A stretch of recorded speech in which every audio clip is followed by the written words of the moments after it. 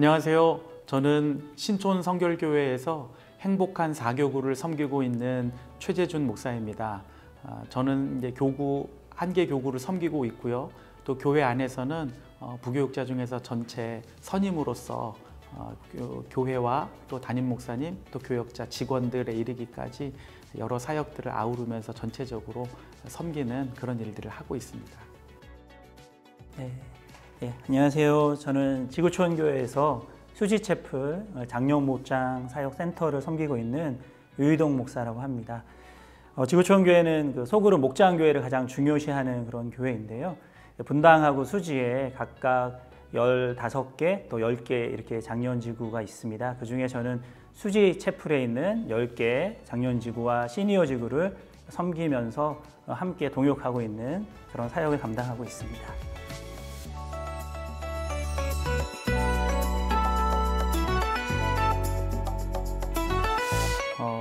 사실 저희 담임 목사님께서 평소에 이 교구 사역의 독립성을 굉장히 많이 강조하고 계세요. 그래서 저희가 명칭을 교구 담임 목회자 이렇게 부르고 있습니다.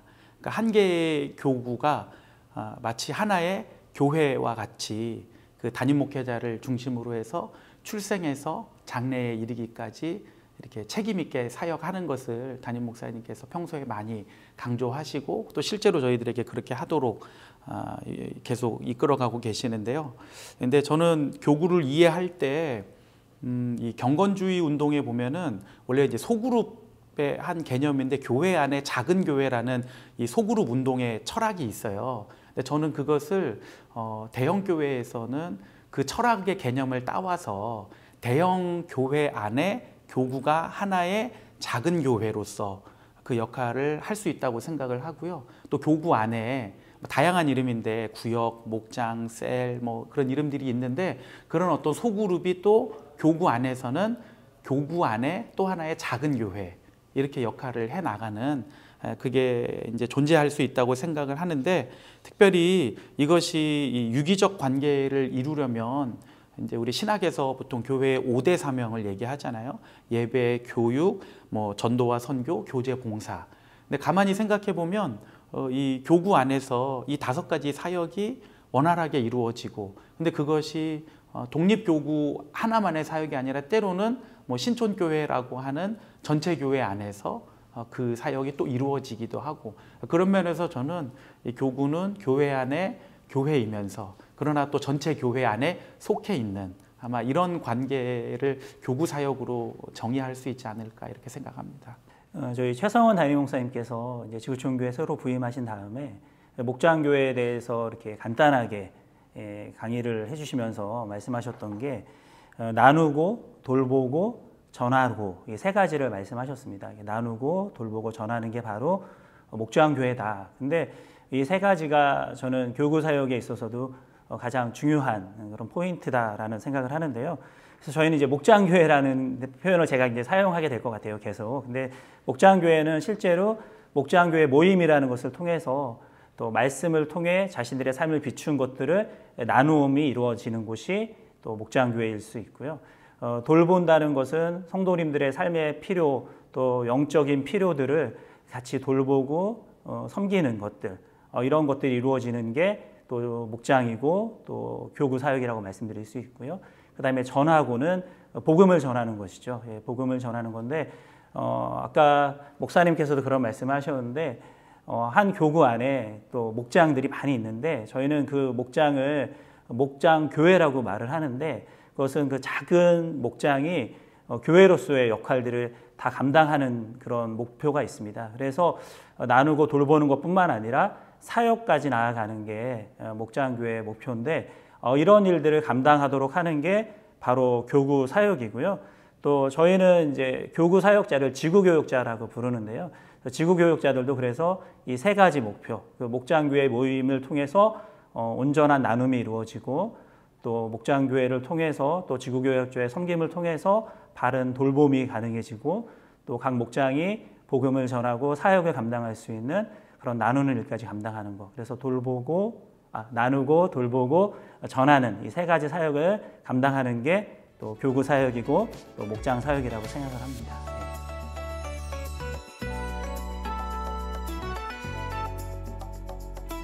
저희가 이제 목장교회라고 말씀을 드렸는데요. 저희가 하나의 목장교회는 보통 4명 정도에서 한 8명, 물론 저희가 10명, 12명 되는 목장교회들도 있긴 한데 그렇게 되면 목장을 배가 둘로 나누라고 이제 이야기를 하고 실제로 그렇게 진행을 하고 있습니다. 그래서 그렇게 목장이 구성이 되어 있고요.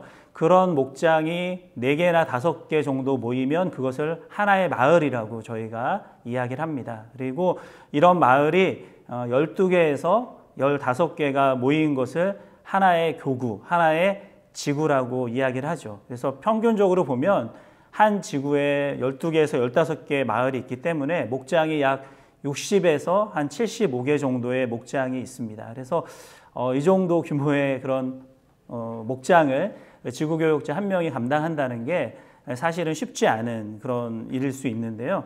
그렇기 때문에 지구 안에 이 마을과 목장을 섬기는 마을장 목자라고 할 수 있는 이 평신도 선교사들, 평신도 리더들이 정말 잘 세워지는 게 중요하고 또 오랜 사역을 통해서 그런 훈련된 그런 평신도들이 많이 있는 게 우리 지구촌교회의 가장 큰 또 강점이지 않을까 그런 생각이 듭니다. 예. 저희 교회 교구는 좀 독특하게 구성이 되어 있어요. 이제 지역 중심의 전통적인 교구가 있고요. 그 다음에 저희가 세대 중심의 교구가 또 되어 있습니다. 그러니까 세대 중심이라는 건 나이대를 중심으로 하는데요.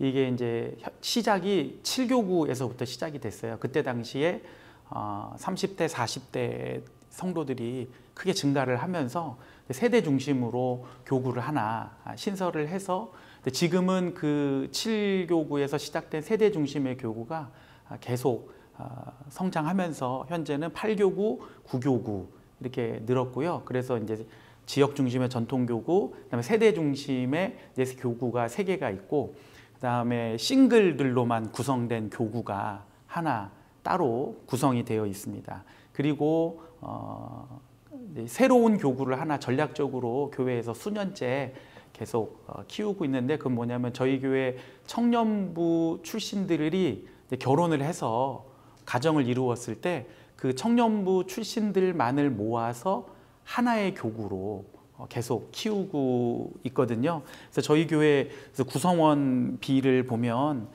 전체 교인의 52%가 30에서 50대로 구성이 되어 있고요. 20대를 추가할 경우에는 전 교인의 71%를 20대에서 50대까지 교인이 이루고 있어서 저희 교회가 67년의 역사를 가지고 있는데 구성비로 보면 굉장히 젊은 교회고요. 그래서 세대와 세대가 어우러지는, 그러니까 정말 3대, 4대에 이르기까지 신촌교회에서 신앙생활을 하고 있는 가정들이 굉장히 많이 있습니다. 초창기에 7교구가 처음 시작을 할 때 30대와 40대 부부들을 모아서 이제 시작을 했고요. 근데 그 교구가 이제 인원이 느니까 교구를 분리를 해야 되잖아요.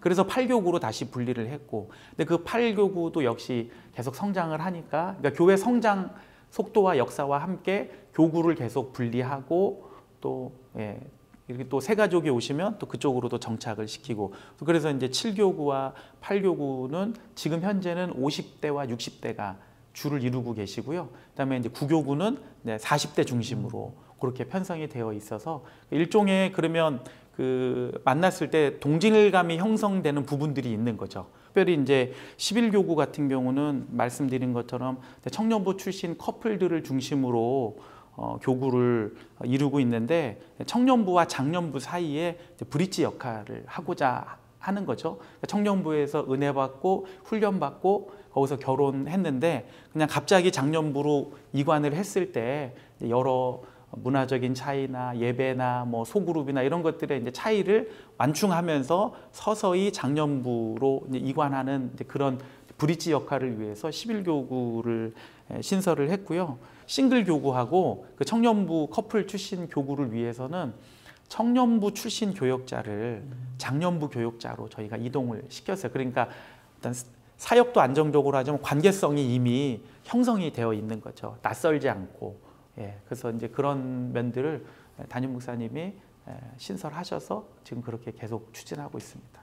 저희 교회의 중요한 특징 중에 하나가 있다면 이제 아까 말씀드린 교구 담임 목회자가 교구 전체를 책임을 지는데 이것은 여성 교역자에게도 똑같이 부여하고 있습니다. 그래서 한 개 교구는 한 명의 목회자가 책임을 지고 있거든요. 근데 저와 같은 목사님들이 책임을 지기도 하지만 여성 교역자가 책임을 지는 교구도 똑같이 여성 교역자가 모든 사역을 다 담당을 합니다.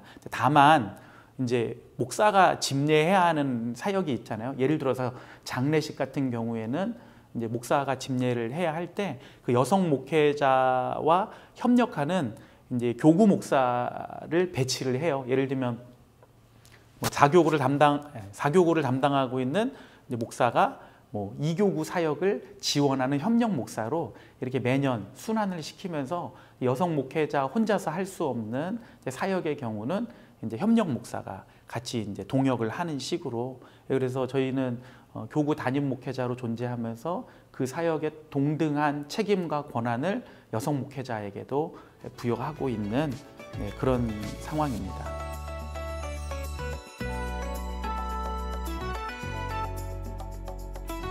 저희 교회는 이제 목장 교회이고요. 가장 중점을 두는 것도 아까 말씀드린 나누고 돌보고 전하고 이 세 가지로 설명을 드리면 오히려 더 심플하게 설명이 될 것 같습니다. 그래서 나눔의 사역이라는 것은 목장교회 모임을 통해서 또 이루어지는데요. 목장교회 모임은 주일 담임 목사님 설교 말씀을 가지고 준비가 된 목장교회 나눔지라는 게 있습니다. 그래서 그 나눔지를 기초로 해서 목장교회 모임이라는 그 각 글자의 앞 글자를 따서 우리가 6개 순서를 만들었거든요. 그래서 그 순서에 따라서 목장교회 모임을 진행하게 되어 있고요. 그리고 이 목장교회 모임이 잘 진행되는지를 우리가 같이 좀 돌아보기 위해서 지구 교역자들이 목장교회를 정기적으로 이렇게 탐방을 합니다. 그래서 목장교회 탐방을 하면 목장교회에 가서 탐방한다는 것은 신방처럼 가서 목사님들이 말씀 전하고 이런 시간이 아니고요. 그 목장교회 모임 하는 거를 삼자의 입장에서 지켜봅니다. 그러면은 이제 목자님이 목장교회 모임을 쫙 인도를 다 하시면 지구교역자가 보고 목장교회 모임을 너무 잘 하셨는데 뭐 이런 부분들은 좀 더 보완해야 될 것 같고, 그리고 우리가 갖고 있는 이런 순서에 맞춰서 이런 것들은 이렇게 앞으로 진행해 주시면 좋겠다, 이런 컨설팅까지 해드리는 그런 시간들을 갖고 있습니다. 그래서 이렇게 목장교회 모임 자체가 정말 풍성하게 하나님의 은혜를 나눌 수 있는 장이 될 수 있도록 그런 역할들을 돕고 있고요. 그리고 뿐만 아니라 이런 목장교회를 섬기는 마을장 목자님들을 따로 교육하고 또 그분들과도 셀 모임을 또 진행을 하면서 목장교회의 이런 나눔의 사역이 제대로 이루어질 수 있도록 집중해서 그 부분에 많은 시간을 사실은 할애하고 있습니다. 또한 돌보는 사역은 또 신방 사역이라고 말씀드릴 수가 있는데요. 신방은 뭐 모든 교회들이 다 그런 것처럼 경조사라든가 환우라든가 또 여러 가지 필요에 따라서 상담이라든가 이런 것들이 진행이 되고요. 다만 이런 돌봄 사역의 중심에도 목장이랑 마을을 섬기는 마을장 목자, 평신도들의 역할이 너무 중요합니다. 왜냐하면 많은 성도님들이 계시다 보니까 그분들의 삶의 자리들을 목회자들이 다 일일이 알기 어려운 부분들이 있거든요. 그래서 이분들이 신방에 요청도 하시고 또 신방을 갈 때 어떤 내용들이 있는지도 전달해 주시고, 그래서 목회자들이 더 잘 지혜롭게 돌볼 수 있도록 돌봄의 사역이 가능하도록 진행을 하고 있고요. 전하는 사역은 이제 우리가 목장교회가 2년 정도 지나면 꼭 배가해라 라고 막 이렇게 얘기를 하거든요. 근데 물론 어려움도 많이 있죠. 그런데 그래서 목장교회마다 늘 VIP를 품고, 전도 대상자죠, 품고 같이 이제 모임 때도 그 VIP로 해서 기도하는 시간들을 갖도록 하고 있고요. 이를 위해서 또 교회에서는 매해마다 가을에 블레이싱 축제를 진행을 하는데요. 이 블레이싱 축제가 이제 다 같이 모이는 전도 집회이기도 하지만 이것을 앞두고 목장 교회마다 전도 이벤트라는 걸 하게 됩니다. 그래서 전도 이벤트라는 거는 우리 목장 교회 모임할 때 뭐 예를 들면 이번에는 우리가 수제청을 한번 담글 건데 이제 모임이 아닌 거죠. 목장교회 모임이 아니라 오늘 수제청 한번 담가요, 꽃꽂이 교실해요 이러면서 VIP들을 자연스럽게 그 자리로 초대하는 겁니다. 그래서 그런 시간들을 통해서 복음을 전하는 그런 시간들을 갖는데, 저희가 코로나 기간 중에도 이 블레싱 축제하고 목장교회 전도 이벤트 이런 부분들을 쉬지 않았고요. 그래서 너무 감사한 게 작년과 재작년에 그 VIP 축제, 블레싱 축제 때 VIP를 작정하는 인원이 각각 작년, 재작년 한 10,000명 정도 됐고요. 실제로 그 10,000명 중에 블레싱 현장에 또 참석하셔서 굉장히 제한된 인원이 참석할 밖에 없었는데도 불구하고 그 한 1,000명씩 정말 작년에도 1,000명, 그 전에도 한 1,000명 정도가 블레싱 축제에 나오고 그 중에서도 한 400명 정도씩은 해마다 또 주님을 영접하고 결신하는 그런 열매들이 있었습니다. 그런데 이거는 다 사실은 목장교회 안에서 이런 전도, 전하고 사역이 가능했기 때문에 이루어졌다라고 또 생각을 합니다. 그래서 말씀드린 것처럼 가장 중요하게 생각하는 것, 나누고 돌보고 전하는 것. 그래서 열매가 있지 않나 생각을 합니다. 네, 이제 저희 교회에서 이제 교구 사역의 중요한 것 중에 하나가 이제 목회적인 돌봄인데 성도를 어떻게 항상 돌볼 것인가 했을 때 이제 저희 교회가 67년의 역사를 가지고 있고 또 앞서 말씀드린 것처럼 다양한 세대가 이제 관계성 속에서 교회 안에 있다 보니까 예를 들어서 조부모는 전통적인 교구, 부모는 세대의 교구, 자녀는 청년부나 교회 학교 이렇게 다 흩어져 있는 경우들이 있거든요. 근데 그럴 때에 이제 교구 교역자들이 평소에 이제 어느 아이에게 아니면 어느 가정에 어떤 문제가 생겼다 그러면 상호간의 연락을 긴밀하게 해서 한 아이의 문제가 그냥 그 아이에게서만 끝나는 게 아니라 그의 부모와 그의 조부모에게까지 각 교구 교역자가 세밀하게 돌볼 수 있도록 이게 목회적인 돌봄을 이렇게 연합해서 하는 게 굉장히 중요하고요. 이제 이번 주 주일이 이제 어린이 주일이어서 저희 교회 학교가 와우월드라는 어린이들만을 위한 큰 행사를 진행을 하거든요. 근데 그렇게 할 때에 아이들에게만 홍보하는 게 아니라 그 아이의 부모들, 또 그들의 조부모님들에게도 연락을 하고 교회에 오시도록 관심을 갖도록. 그래서 이 어떤 한 부서의 행사나 어떤 일들이 그냥 그 세대에서만 끝나지 않고 모든 세대와 모든 가정에게 늘 확산되도록 그 부분을 아마 목회적 돌봄에 늘 항상 힘을 쏟고요. 그다음에 이제 저희가 목회를 하면서 가장 많이 하는 일 중에 하나가 이제 장례잖아요. 장례의 경우에 저희 담임 목사님께서는 장례를 목양의 중요한 자리로 생각을 하시고 입관 예배나 천국 환송 예배 둘 중에 한 번은 항상 가서 목사님께서 직접 집례를 하세요. 그 시간을 통해서 이제 성도와의 만남의 자리를 꼭 가지시고 그래서 성도와의 가정을 꼭 위로하고 계시고 또 이제 저희 교회의 특징은 저희가 주관하는 장례가 아니더라도 그 장례를 마칠 때까지 안치하거나 하관할 때까지 유족과 동행하는 그런 이제 일들을 교회가 목회적 돌봄의 한 형태로 진행을 하고 있어요. 그래서 저희가 장례를 마쳤을 때 유족들이 항상 교회의 이런 따뜻한 배려와 돌봄에 늘 감사하게 생각하시고 특별히 이제 믿지 않는 가족들의 경우 교회에서 이렇게 정성을 다해서 끝까지 섬겨주신 것에 대해서 굉장히 고마워하시고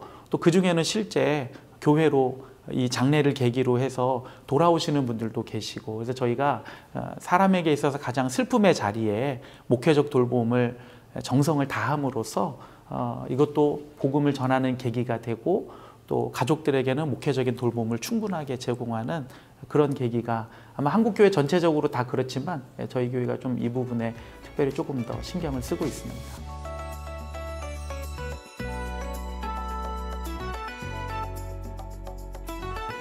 아까 저희 교구 편성을 좀 이야기하면서 그것이 아마 다른 교회하고 좀 차별화되는 지점이라고 저는 생각을 하거든요. 지역 중심의 교구 편성은 대다수의 한국 교회가 기본적으로 삼고 있는데 저희 교회가 이제 성장하는 과정에서 또 목회적인 필요에 의해서 세대를 중심으로 교구를 재편하고 또 그 한 교구에서 머무르지 않고 지속적인 성장을 이루니까 이제 그런 목회적인 돌봄을 더 잘 하기 위해서 이제 교구를 자꾸 이제 분립하고 독립시키고, 또 아까 말씀드린 대로 뭐 싱글 교구가 있다든지 아니면 청년부에서 이관하는 그런 커플들을 위한 교구가 있다는 게 아마 좀 새로운 분립이 되는, 차별되는 그런 강점이라고 생각을 하는데요. 저희가 예를 들어서 싱글 교구 같은 경우도 싱글 교구를 만들고서 그 싱글 교구만의 사역을 위한 담임 목회자를 교회가 청빙을 해서 세웠죠. 그러니까 교회가 정말 에너지를 거기에 쏟은 거죠. 싱글들이 점점점 늘고 있는 이런 여러 한국적인 상황을 대비하고 꽤 오래전부터 교회가 이쪽에도 관심을 가져왔고요. 11교구 같은 경우 이제 아까 말씀드린 청년부에서 이제 결혼한 커플들을 장년부로 이관하는 과정에서는 실제 그 공동체가 탄생할 때 청년부 담당 목사님이 1년 동안 커플들 15개 이상의 가정들을 모아서 1년 동안 직접 인큐베이팅을 했어요. 본인이 담당했던 청년들이니까 제일 잘 아시잖아요.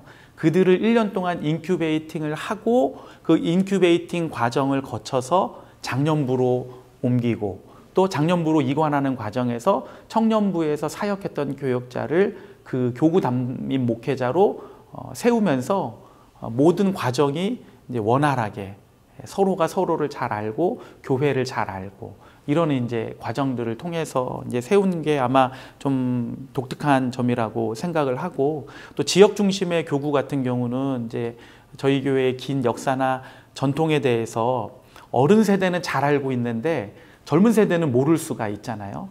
근데 이 지역 중심의 교구에서는 교회의 역사나 전통을 이야기해주는 어른들이 계시고, 아, 그래서 우리 교회가 이런 거를 했었군요. 아, 그래서 우리 교회가 그때에 뭐 그런 결정을 했었군요 하는 이야기들이 자연스럽게 신앙이 전수가 되고, 또 그 과정에서 있었던 여러 이야기들, 에피소드들을 들으면서 교회의 역사와 전통에 자연스럽게 동반하게 되는, 그래서 저희가 젊은 세대라고 해서 무조건 젊은 교구로 가지 않아요.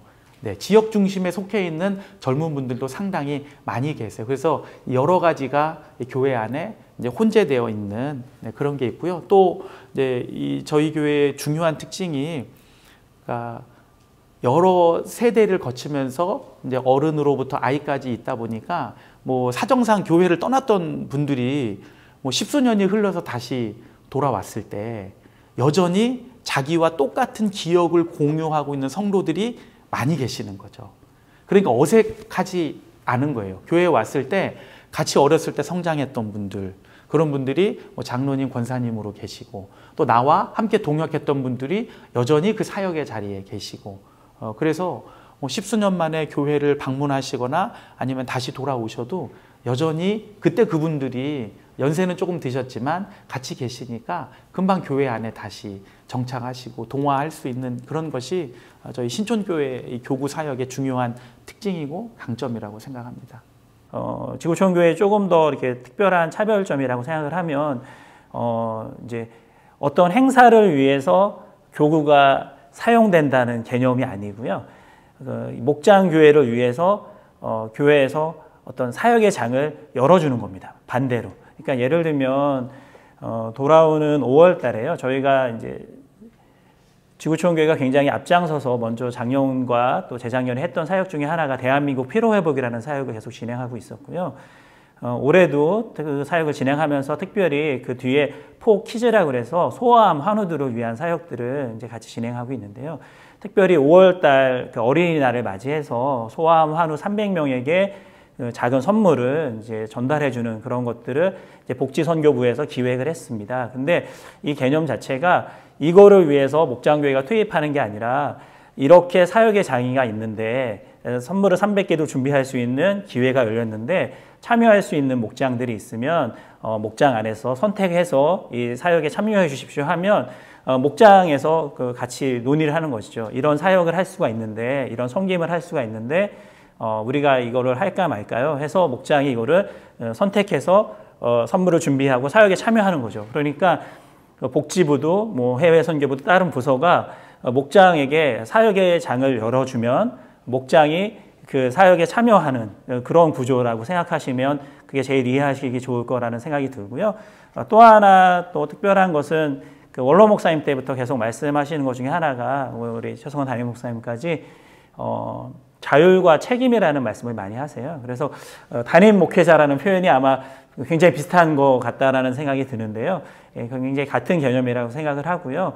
그래서 그 지구교육자도 또 목장교회를 섬기는 목자도 우리가 갖고 있는 비전 안에서 자유롭게 창의적으로 사역을 하되 이가 책임져라라는 개념이 아니라 책임감을 가지고 정말 그러한 부담을 가지고 사역을 잘 감당했으면 좋겠다. 그래서 우리가 다양한 지구, 다양한 목장들이 다양한 사역들을 하는데 아까 말씀드린 나누고 돌보고 전하고 이 큰 틀 안에서 창의적인 다양한 사역들을 펼쳐가고 있다는 게 굉장히 큰 강점이지 않을까 그런 생각이 듭니다.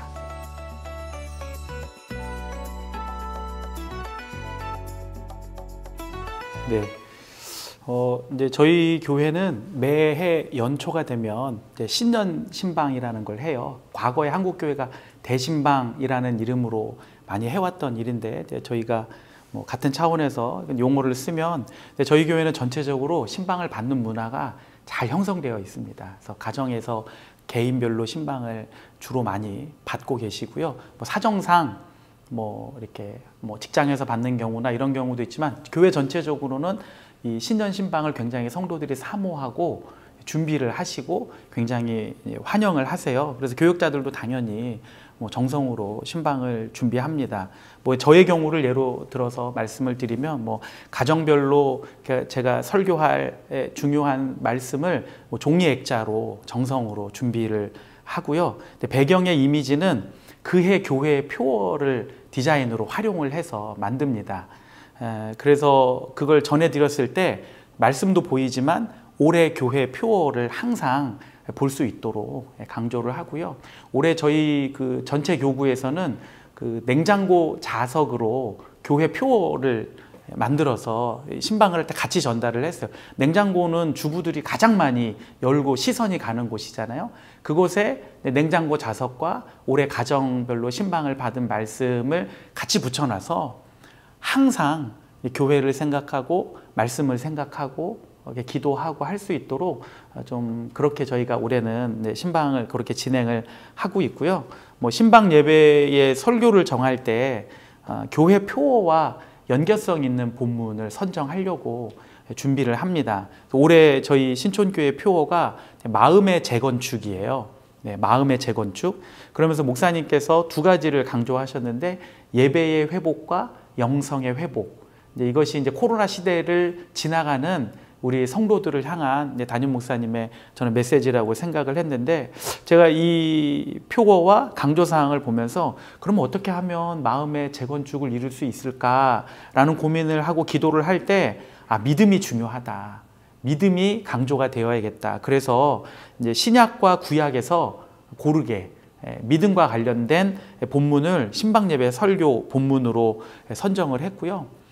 가정별로 이제 기본적인 설교문은 있지만 각 가정마다 상황이나 여러 정황이 다르기 때문에 설교하면서 적용의 포인트나 강조의 포인트는 당연히 가정별로 좀 다르게 하고요.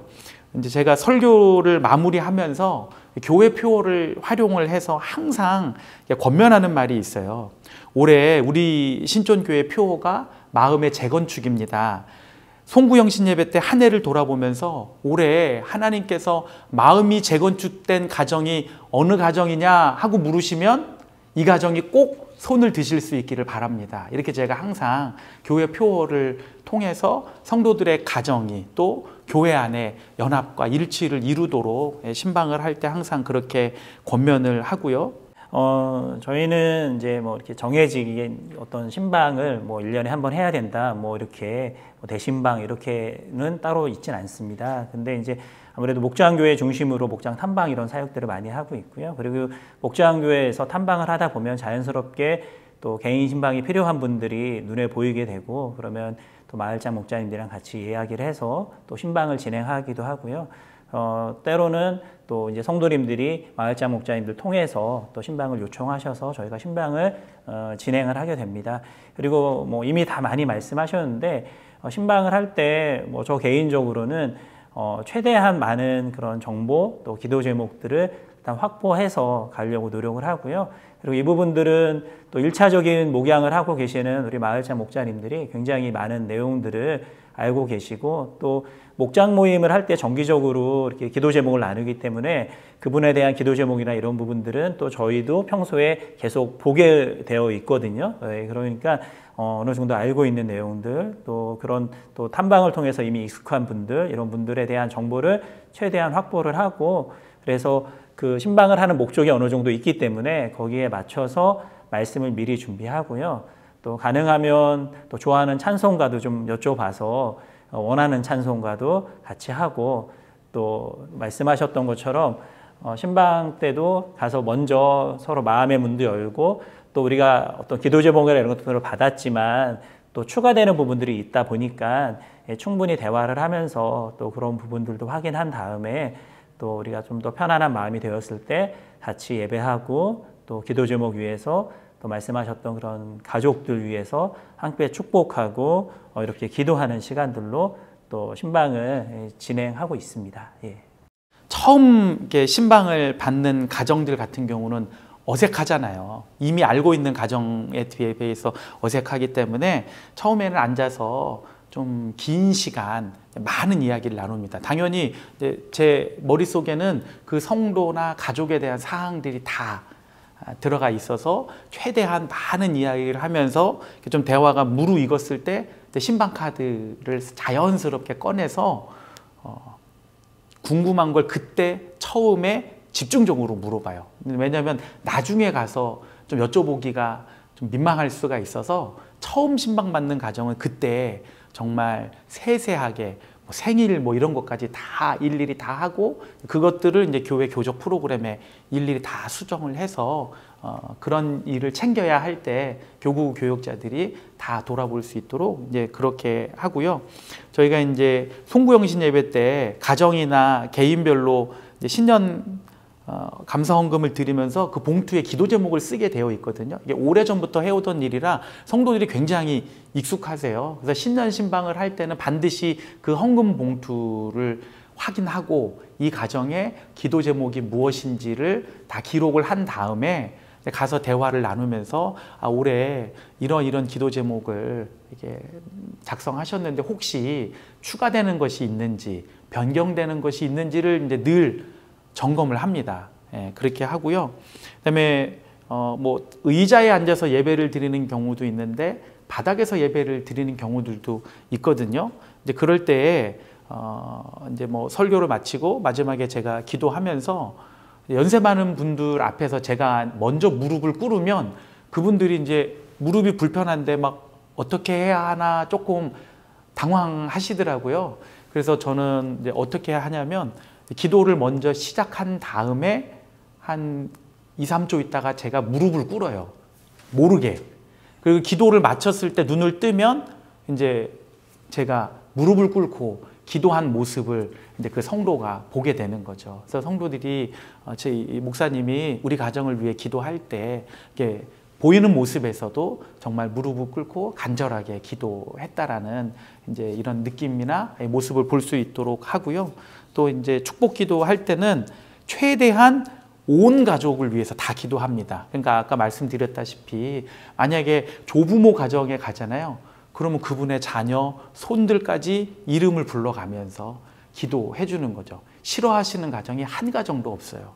반대로 자녀 가정에 가면 그의 부모나 형제, 뭐 자녀에 이르기까지 아울러서 다 이름을 불러가면서 기도해드렸을 때 목회적으로 굉장히 그것이 성도들에게 큰 위로가 되는 것을 봅니다.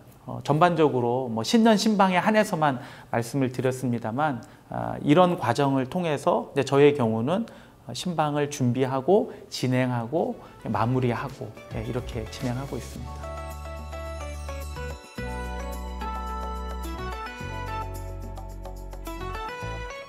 지구촌 교회는 이제 교육훈련부라는 부서가 따로 있습니다. 그래서 지구촌 교회 이제 교회에 등록을 하시면 교육훈련부에서 이제 준비하고 또 진행하는 교육훈련들을 신청하셔서 들으실 수가 있는데요. 사실은 우리 교회는 그렇게 이제 앞에서 티칭을 통한 그런 교육에 대한 부분도 물론 강조를 하지만 그것이 갖고 있는 한계에 대해서도 분명히 인지를 하고 있습니다. 그래서 목장 교회 안에서 이루어지는 그런 모델링을 통한 훈련이 굉장히 더 중요하다라고 강조를 합니다. 그래서 뭐 말씀, 기도, 또 구원 점검 이런 1차적인 가르침이나 실습은 교육훈련부에서도 진행을 하지만 그것이 삶 가운데 실제로 또 펼쳐질 수 있도록 또 실습되어지고 또 적용되어지는 것은 결국 그 목장 교회 안에서 또 모델링을 통해서 이루어지는데 이런 것들이 가능하기 위해서 좀 중요한 게 저는 그 목자들 또 마을장들을 훈련하는 거라고 생각을 하는데요. 우리 교회에서는 크게 두 가지로 볼 수 있을 것 같습니다. 이 목자들 훈련하는 걸요. 그래서 목장교회 리더인 이 마을장 목자들 훈련하는 모임을 우리가 목자 모임이라고 이야기를 하는데요. 이 목자 모임이 자매들 중심으로는 수요일 날 오전에 한 1시간 한 20분 정도 이루어지고요. 형제분들은 금요일 날 저녁 시간에 1시간 정도 이렇게 매주 진행을 하게 되어 있습니다. 그래서 이 시간은 뭐 특강도 있고요. 그리고 아까 말씀드렸던 목장교회 나눔을 할 때 이 나눔을 어떻게 해야 되는지에 대한 그 나눔지 강의를 이렇게 항상 하게 되어 있는데 이 나눔지 강의는 또 담임 목사님께서 직접 인도해 주십니다. 왜냐하면 담임 목사님 설교를 가지고 나눔지를 저희가 준비를 하기 때문에 담임 목사님이 설교한 내용들 다시 정리해 주시면서 또 나눔지 인도 또 목자님들 격려해 주시는 시간 또 이렇게 해서 목자 모임이 굉장히 중요한 모임으로 진행이 되고요. 또 한 가지 중요한 양육의 장은 저희가 마을장 셀, 목자 셀이라는 그런 제도를 갖고 있습니다. 마을장 셀은 뭐냐면 교구 안에 있는 지구 안에 있는 가장 그 중요한 리더십 그룹이 마을장 그룹인데요. 이분들이랑 그 한 달에 2번 정도 그 셀 모임을 하는 겁니다. 목장 모임을 하는 것이죠. 그래서 목자가 지구교역자가 되고 이분들이 목장원들이 돼서 서로의 삶도 나누고 또 사역도 나누고 기도 제목도 나누고 함께 기도하는 시간들을 갖는 게 마을장 셀이고요. 목자 셀은 이렇게 마을장 셀에 참석한 마을장들이 본인 마을에 속해 있는 목자들과 함께 셀 모임을 하는 게 목자 셀입니다. 그래서 동일한 방법으로 이루어지고 또 지구 교육자가 이런 목자 셀도 정기적으로 또 방문해서 목자님들과 함께 기도하고 격려하고 이런 시간들을 갖습니다. 그래서 목장 교회 안에서 그 목자님들 통해서 모델링이 이루어지는 거라면 이 목장 교회를 섬기는 마을장이나 목자님들은 이 마을장 셀, 목자 셀을 통해서 지구교역자로부터 모델링 교육을 받는 거다라고 생각하시면 좋을 것 같습니다. 그래서 정기적인 그런 목자 모임 그리고 이런 마을장 셀, 목자 셀을 통해서 교군의 양육이 이루어지는 것이다라고 생각하시면 좋을 것 같습니다. 저희도 뭐 교회 안에 교육위원회가 전체 훈련과 교육을 주관하니까 그곳에서 충분히 양육이나 훈련 사역은 이루어지고 있고요. 교구별로는 뭐 단계별 과정별 프로그램은 따로 진행은 하지 않고 이제 교구가 어떤 사역이나 또 중요한 상황에 맞춰서 개 교구별로 진행을 하는데 뭐 예를 들면 정해진 시간에 이제 교회에서 제공하는 이 목장 나눔지를 활용을 해서 이제 리더들 양육을 하는 이제 그런 이제 교구들도 있고요. 이것은 당연히 교구 담임 목회자가 직접 진행을 합니다. 그래서 이것을 통해서 뭐 리더 양육도 하지만 목장 전체가 하나의 일원화된 흐름을 가질 수 있도록 그렇게 하고요. 뭐 저희가 국내 단기 선교를 간다. 그럼 또 그것을 위해서 모이는 분들을 또 그 사역에 맞는 어떤 이제 양육을 하는 거죠. 그러니까 교회 전체 사역과 같이 가지만 그 교구가 행하는 어떤 사역 중심의 양육을 또 이제 분리해서 할 때가 있고요. 그다음에 저희가 뭐 매년 1월하고 8월에 교구 임원 수련회라는 것을 정기적으로 개최를 하고 있어요. 전체 교구의 임원들과 이제 목자와 예비 목자들이 다 참석을 하는 1일 수련회인데요. 그때 담임 목사님 특강 아니면 어떤 그날 주제에 맞는 뭐 전문가 특강, 그다음에 교구별 사례 소개,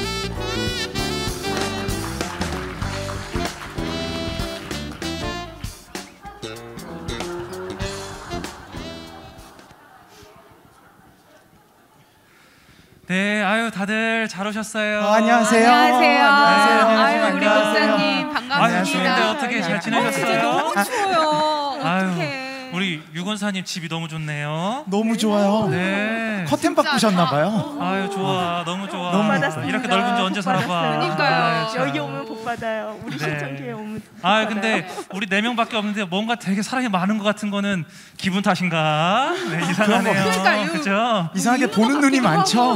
네, 이상하네요. 또 때로는 어떤 상황을 만들어서 저희가 상황극을 직접 준비해서 이런 상황일 때는 이렇게 모임을 인도하자 하는 어떤 그런 목장 모임 시연, 또 끝나고는 뭐 교구별 모임 시간을 가져서 전반기에는 우리 교구는 이런 일에 주안점을 두겠다. 후반기 같으면 후반기에는 교회 사역은 이런 게 있고 우리 교구는 이와 같은 사역을 하겠다 해서 교회 전체의 사역과 균형을 이루면서도 각 교구별 상황에 맞춰서 독립적으로 또 자율적으로 책임 있게 사역을 하도록 그렇게 하고요. 저희가 이제 주일 오후 예배에 한국교회의 전통적인 의미죠. 저희가 이제 주일 오후 예배가 또 따로 있는데 그 시간에 담임 목사님께서 이제 목자와 예비 목자를 대상으로 하는 그 직접 이 목장 나눔지 인도를 하세요. 근데 저희는 그날 오전에 선포하신 설교를 교재 제작팀이 짧은 시간이지만 집중적으로 교재를 개발하고 해서 그걸 가지고 다시 목장 리더 모임을 목사님이 인도하세요. 그러니까 오전에 설교를 듣고 한 2시간 정도 안에 있다가 오후에 다시 이제 그 설교를 리마인드 시키면서 하시는데 설교 때 다 다루지 못한 본문의 이야기라든지 아니면 어떤 본문에 감춰진 다른 맥락이라든지 이런 것들을 목사님이 짚어주시고 그다음에 일방적으로 강의는 하지 않고요. 그 중에 이제 소그룹 나눔에 해당하는 질문에 대해서는 성도들이 직접 간증을 할 수 있도록 저희가 이렇게 유도를 해서 목사님의 오전 설교와 그 다음에 그 바로 이어지는 목장 나눔지 교육, 그 다음에 거기에 성도의 나눔에 이르기까지 뭐 그걸 마친 다음에는 교구별로 리더들 모임을 하고 기도회를 한다거나 하는 형태로 그래서 그런 식으로 저희는 진행을 하고 있습니다.